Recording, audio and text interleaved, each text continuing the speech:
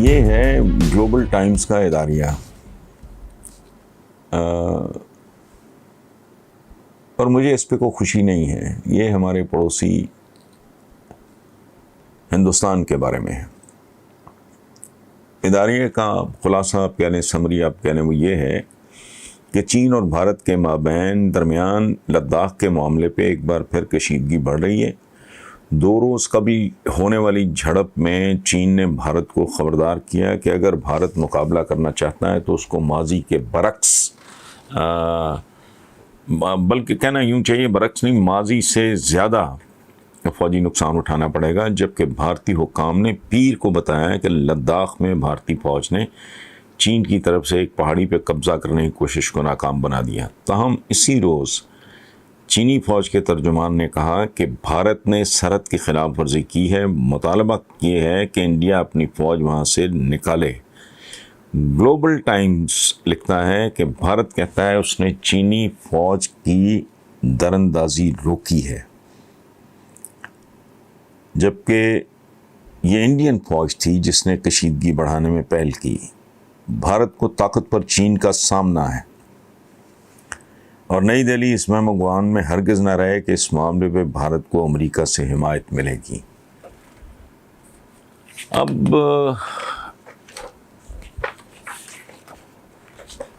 میں اس سے ایک قدم آگے جاؤں گا۔ صورتحال یہ ہے کہ جو مودی سرکار ہے اس نے بھارت کی معیشت کا جسے کہتے حشر نشر کر دیا۔ ان کی جو اقتصادی شرح نمو ہے اس میں بدترین کمی دیکھنے میں آ رہی ہے۔ اچھا، اور جی ڈی پی 8% سے گر کے 3.1% پہ آ گئی۔ معیشت 23.9% تک سکڑ چکی ہے۔ 40 سال کی بدترین صورتحال ہے جو بیان کی گئی ہے۔ رہی صحیح کسر کرونا اور چین سے کشیدگی نکال رہی ہے۔ اب گزارش صرف اتنی ہے، مجھے سمجھ نہیں آتی، مجھے بالکل نہیں۔ ملک جو ہیں وہ خاندانوں کی طرح ہوتے ہیں، یہ کوئی لمبی چوڑی سائنس نہیں ہے۔ ایک خاندان جس کے بچے ننگے پاؤں ننگے سر بے روزگاری کا مارا ہوا، حالات کا مارا ہوا، قرضوں کا مارا ہوا، معیشت ڈوبتی ہوئی، وہ اگر دائیں بائیں شمشیر زنی کرتا پھرے تو میرا نہیں خیال کہ یہ اپنے عوام کے ساتھ کوئی بھلائی بہتری اور دوستی والی بات ہے۔ یہ اب جو بھارتی وزیر خزانہ کا خود ان کا کہنا ہے کہ معیشت نارمل کرنے میں کئی ماہ لگ سکتے ہیں، تو ریزرو بینک جو ہے پیکج سے بہتری کا امکان ہے، لیکن بہرحال اب یہ واکنگ آن اے ٹائٹ روپ والی جو سچویشن ہے یہ کسی ایسے ملک کو زیب نہیں دیتی جہاں غربت جہالت اپنے عروج پہ ہو۔ اچھا، لیکن رویہ انفارچونیٹلی ہم جیسے ملکوں کے حکمرانوں کا اسی طرح ہوتا ہے کہ اپنا مودی صاحب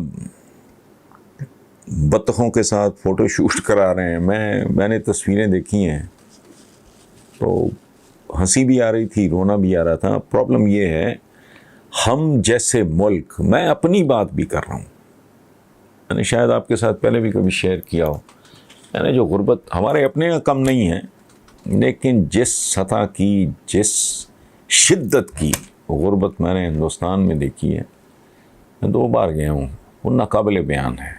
اور خاص طور پہ میں when I recall those children جو میں نے متھرا میں دیکھے، یا ایون دہلی کے وہ پتہ نہیں کون سے علاقے تھے، مجھے تو اب یاد بھی نہیں، ایک جرنلسٹ خاتون تھیں،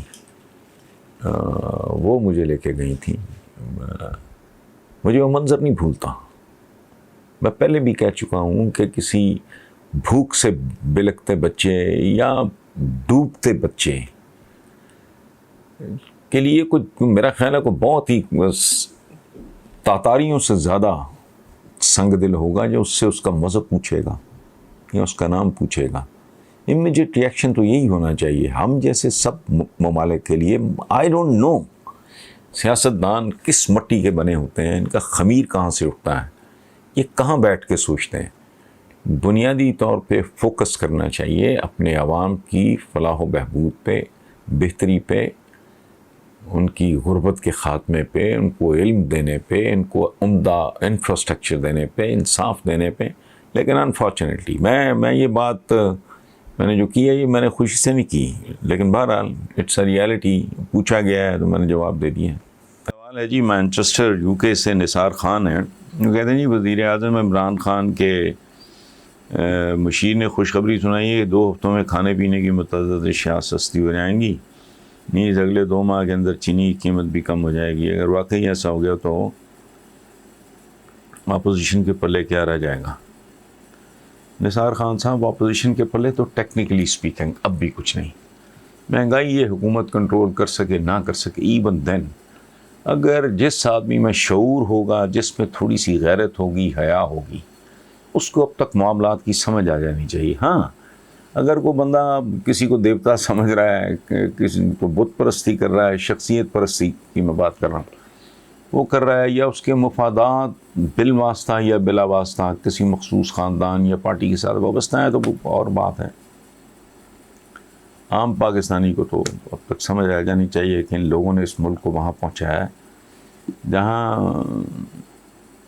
عمران ہے کو بہت بڑا اسٹیٹسمن مدبر بھی ہوتا ہے نا, اگر تجربہ کار, تو وہ بھی اٹ ٹیکس ٹائم.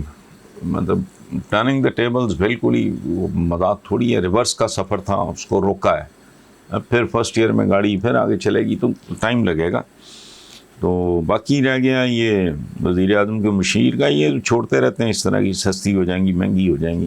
اب ڈالر جس طرح ہاتھ سے نکلا جا رہا ہے, میری سمجھ سے باہر ہے کس طرح سستی ہو جائیں گی, لیکن اگر ہو جائے تو بہت اچھی بات ہے.